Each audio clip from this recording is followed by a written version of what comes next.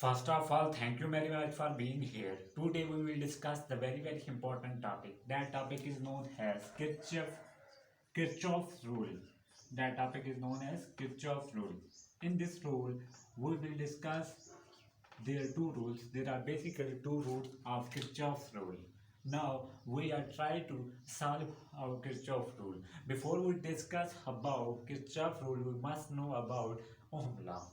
ओम law के बारे में हमें थोड़ा सा इल्म होना चाहिए जो कि इसकी बेसिक्स है। बेसिक्स के बाद हम लोग आहिस्ता आहिस्ता मुश्किलात की तरफ जाएंगे, तब हम इसको सॉल्व कर पाएंगे।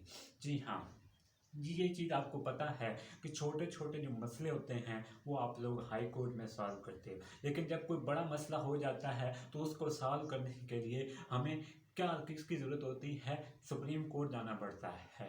बड़े मसले जो हम सॉल्व करते हैं उसके लिए हम सुप्रीम कोर्ट में जाते हैं। जिस तरह के नवाज शरीफ का जो एक बहुत बड़ा फैसला था जिसको चीफ जस्टिस साहब के निसार ने सुनाया था, वो एक सुप्रीम कोर्ट की अदालत थी। वो मसला सिर्फ वहीं पर हल हुआ को हाई कोर्ट को से वो बड़ा मसले हल नहीं होते, तो उसके लिए हमें रुजू करना पड़ता है सुप्रीम कोर्ट की तरफ। बिल्कुल इसी वर्डिंग में आपको समझाता हूँ। ओहम लॉ जो है वो हाई कोर्ट है, किरचॉफ रूल जो है वो सुप्रीम कोर्ट है, जो बड़े मसले और कम्प्लेक्स मसले जो है वो सॉल्व करता है। जी हाँ, मेरे इस मिसाल का क्या मतलब है कि हमें क्या पता है ओहम लॉ क्या होता है, इसलिए हमें थोड़ा सा जो है ओम लॉ का जो है वो इल्म होना ज़रूरी है, क्योंकि तब ही हम ये जो बड़े मसले हैं सॉल्व कर पाएंगे। क्यों? हमें क्या पता है ओम लॉ क्या कहता है? ओम लॉ की एक मशहूर मारूफ इक्वेशन है V is equal to I R. ठीक है, V is equal to I R. यहाँ पर हमें क्या पता है? I is equal to V over R। तो यहाँ तक ये बात हमें जब पता चली तो उसके बाद हमें ये इल्म होना चाहिए कि current is directly proportional to, आप इसको क्या लिख सकते हो? Current is directly proportional to voltage, current is inversely proportional to resistor. ठीक हो गया? इसका मतलब है करंट इंक्रीज होगा तो वोल्टेज इंक्रीज होगी, करंट डिक्रीज होगा तो रेजिस्टेंस इंक्रीज होगी। ये इनवर्स और डायरेक्ट प्रोपोर्शन में बेसिक्स फर्क है। जी हाँ, ये चीज़ की बेसिक्स जब क्लियर हो जाएंगी तो हम आगे बढ़ते जाएंगे। जी हाँ, ओम लॉ की जब आपको समझ थोड़ी बहुत आ गई तो अब हम बढ़ते हैं। आपको ये बात पता होना चाहिए कि इसके अंदर एक लफ्ज़ यूज होता है कंडक्टेंस, कंडक्टिविटी, रेजिस्टेंस, रेजिस्टिविटी। याद रखें, रेजिस्टेंस क्या होता है?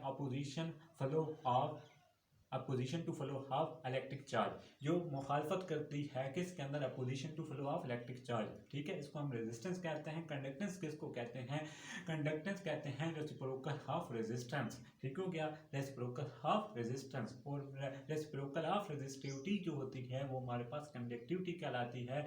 और रेजिस्टेंस और रेजिस्टिविटी के अंदर बेसिक फर्क जो है वो क्या है कि रेजिस्टेंस जो है ये हमें क्या करती है?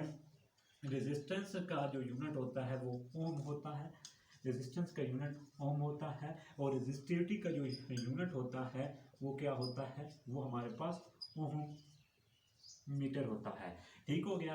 इसी तरह जब हम कंडक्टिविटी की मैंने कहा, रेसिप्रोकल ऑफ द कंडक्टेंस जो है उसका यूनिट होता है MHO, माहू। ठीक हो गया? कंडक्टिविटी की जो यूनिट है वो क्या होती है? वो यूनिट होती है माहू मीटर। ठीक हो गया? ये था इनके दरमियान बेसिक डिफरेंस। मैंने कहा रेजिस्टेंस की क्या डेफिनेशन है? Opposition to flow of electric charge. Resistivity की क्या डेफिनेशन है? हमें क्या पता है इसका यूनिट जो है वो ये होता है resistivity, opposition to flow of electric charge. ठीक हो गया? मैंने ये सारा कुछ आपको बताया, कंडक्टेंस के बारे में बताया। कंडक्टेंस का फॉर्मूला को केस के साथ डिजाइन करता है the reciprocal of resistivity, resistance, और रेजिस्टिविटी का रेसिप्रोकल कंडक्टिविटी कहलाता है। तो ये था बेसिक्स डिफरेंस। ठीक है? तो इसके अंदर जो हमें सबसे पहले इंपॉर्टेंट पॉइंट जो है वो क्या याद रखना चाहिए कि हाँ, ये ओम लॉ कब अप्लाई होगा? जब हमारे पास टेम्परेचर, रेजिस्टेंस, रेजिस्टिविटी की जो क्वांटिटी है वो कांस्टेंट हो। कोई भी मतलब टेम्परेचर, रेजिस्टेंस, इस टाइप की जो क्वांटिटीज हैं वो हमारे पास कांस्टेंट हो, तो तब ये अप्लाई होता है। कौन? ओम लॉ जो है तब अप्लाई होता है। अगर ओम लॉ अप्लाई होता है तो उसके अंदर हमें दो चीज़ें और याद रखनी पड़ेंगी। फर्स्ट चीज़ हमें पता होना चाहिए कि ये अप्लाई कहाँ पर होता है। ये ठीक है, ये ओहमिक कंडक्टर के लिए ओहमिक कंडक्टर पर अप्लाई होता है। ये ओहमिक कंडक्टर में अप्लाई होता है जिसके दरमियान वेलोसिटी और करंट के दरमियान जो ग्राफ है वो स्ट्रेट लाइन में होता है, ठीक है। वेलोसिटी और अगर करंट में जो ग्राफ है वो जो है करंट और वेलोसिटी में जो ग्राफ है वो अगर स्ट्रेट लाइन में हो तो वो ओमिक कंडक्टर कहलाते हैं। अगर नॉन ओमिक कौन से कंडक्टर कहलाते हैं? नॉन ओमिक जो है वो हमारे पास वो कंडक्टर होते हैं जिनमें वेलोसिटी और करंट के दरमियान जो ग्राफ है वो क्या हो, वेलोसिटी और टाइम के दरमियान में जो ग्राफ है वो टेढ़ा हो, ठीक है। वेलोसिटी और टाइम के दरमियान में ग्राफ जो है वो टेढ़ा हो, ठीक है।